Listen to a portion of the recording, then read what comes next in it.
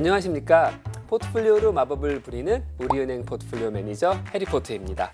우리가 지난 시간에는 자산 배분에 필요한 이유, 인덱스를 투자해야 하는 이유 등등 조금은 원론적이지만 전통적인 자산 배분에 대해서 제가 리뷰를 해드렸다면, 이번 시간에는 이제 직접 우리가 투자를 하는 개별 상품들, 그거 위주로 지금 어떻게 흘러갔는지를 한번 리뷰하는 시간을 갖도록 하겠습니다. 첫 번째로는 최근에 아주 많은 분들이 관심을 갖는 금입니다. 5월 7일 날 금에 대해서 말씀을 드렸는데요. 그때는 사실 많은 관심이 없었어요. 제가 어떤 말씀을 드렸냐면, 첫 번째로 금이 사람들이 많이 관심을 갖는데, 금은 금 자체로도 수익이 괜찮지만 다른 자산과도 아주 잘 어울리는, 소위 말해서 인싸거든요. 그렇기 때문에 우리 투자자분들에게 금을 조금 보유하시자, 포트폴리오에 편입하자, 이 이유로 말씀을 드렸는데, 금이 조금 높으니 단기적으로 한 20% 이상 올랐으니 조금 조정을 받으면 포트폴리오에 담자. 그리고 대략 한 4, 5개월 동안 박스권에 머물다가 최근에 이렇게 쭉 올라갔습니다. 포트에 담으셨던 분들은 꽤 괜찮은 수익이 나셨을 거고, 원래부터 가지고 계셨던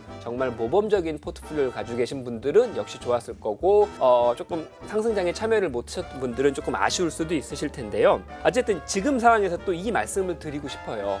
금은 여전히 효율적인 자산이고, 혹시나 앞으로 있을 인플레이션이나 아니면 다른 외생 변수가 발생할 때 더 올라갈 수 있는 여지는 있습니다만, 역시 그때랑 지금 똑같습니다.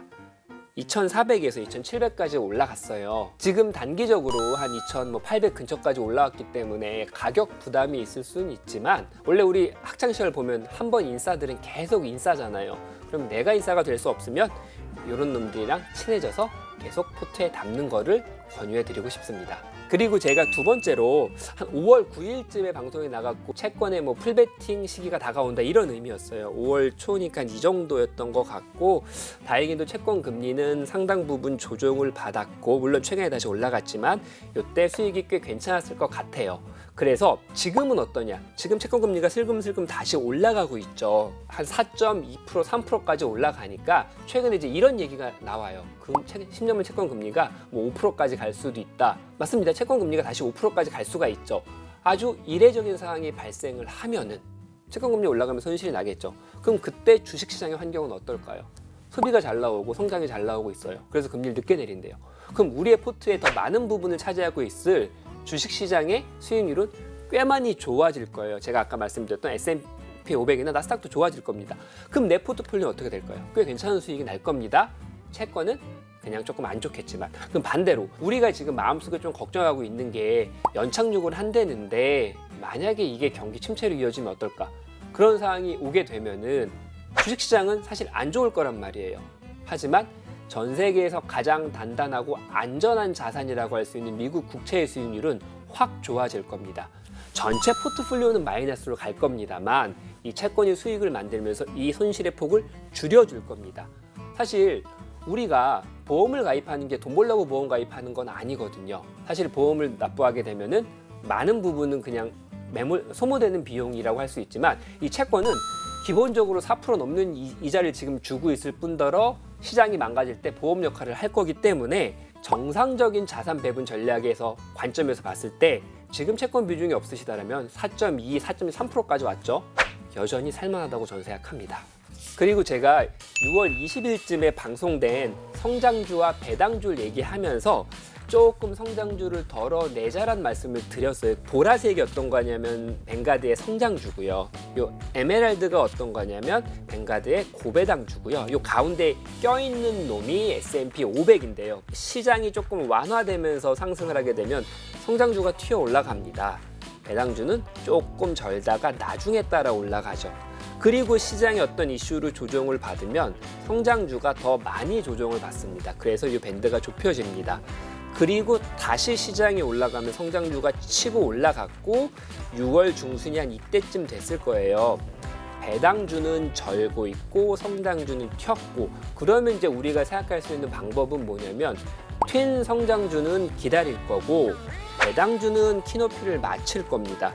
이게 사실 계속 반복돼요. 시장이 좋아지면 성장주 튀고 배당주 따라 올라가고, 시장이 빠지면 성장주가 더 많이 빠지고, 배당주는 적게 빠지고 장기적으로 보면은 또 다시 자기 페이스대로 가죠. 꼭 한쪽만 가져가시기보다는 양쪽에 배분을 하시면서 어떤 순간 성장주가 수익률이 확 좋아지네라고 생각이 들면 조금 누르고 나머지 좀 높여주고, 반대로 시장이 쭉 조정을 받아서 배당주가 버텨주고 성장주가 많이 밀리면 이제 성장주를 채워주고, 그냥 이분법적으로 말씀드리면 이 전략을 하시면 될 것 같고요. 근데 보세요, 아까 제가 가운데 낀 놈이 S&P 500이라고 했죠. 처음으로 돌아가서 내가 그게 하기 어렵다, 그럼 우린 정답지가 있잖아요. 잘 모르겠다면 가운데를 따라가자. 왜냐하면 시간이 지나면 자산시장의 상승에 의해서 돈을 벌 수밖에 없으니까. 이걸 말씀드렸습니다. 다음으로 제가 9월 5일 날 말씀드렸던 게 전기차 배터리 관련된 내용을 말씀드렸어요. 두 가지 이유 때문에 말씀드렸는데, 첫 번째는 고점 대비 하락폭이 너무 커서 이때 제 기억에 대략 한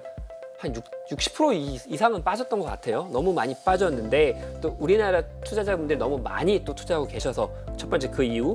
두 번째로는 이때 또 인천의 모 지역에서 배터리 화재가 발생되면서 한 층의 모든 차들이 전소됐다는 뉴스를 들으면서 그거 관련돼서 말씀을 드렸는데, 우리나라가 잘하는 배터리 타입이 지금 시장에서 확장되고 각광받고 있는 상황은 아닙니다. 이거는 명확하고요.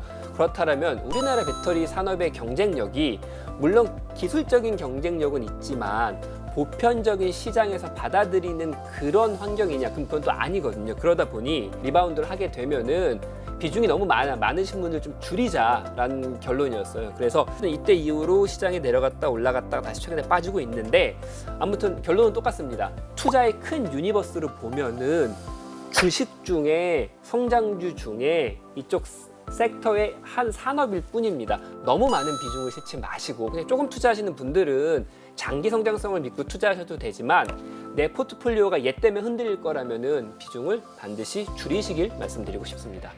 결론을 말씀드릴게요. 우리가 투자의 성공으로 가는 길은 너무나 잘 아시겠지만 되게 험난합니다. 그래서 이 험난한 길 끝에 성공이 있다는 그림을 한번 AI를 통해서 그려봤는데, 이 길 끝에 성공이 보이시나요? 저는 이 그림을 그려달라고 했을 때 AI가 뭔가 성공의 의미를 줄 줄 알았는데, 그런데 우리가 투자하신 게 과연 10년, 20년 뒤에도 성공을 보장할 수 있는 건가? 그때까지도 그 신뢰할 수 있는 주식이 아니라면은 지금 보유하시지 마세요. 단 하루라도.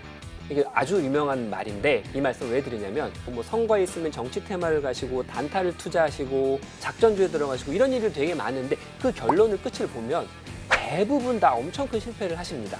이 가는 길이 되게 힘들어요. 성공에 이르는 길이, 특히 이 투자 시장에서 맹수도 있고 길도 험하고 여기 폭풍우도 옵니다. 포트폴리오를 구성하는 이유가 가장 처음에 첫 해에서 제가 말씀드렸듯이 어떤 상황이 오더라도 내 소중한 자산을 지켜야 되거든요. 그러면 절대로 하나만 잘해서는 안 됩니다.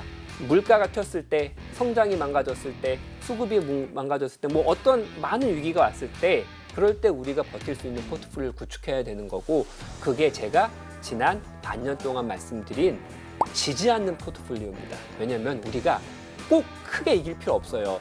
이 자본주의 시장은 부동산이든 원자재든 주식이든 시간이 지나면 우상향을 합니다. 그러면 우리가 지지만 않는다면 결국은 우리는 부를 이룩할 수 있거든요. 꼭 지지 않는 포트폴리오를 구축해서 장기적인 부를 이루시기를 기원드리겠습니다. 지지 않는 포트폴리오 투자는 명동 부테크와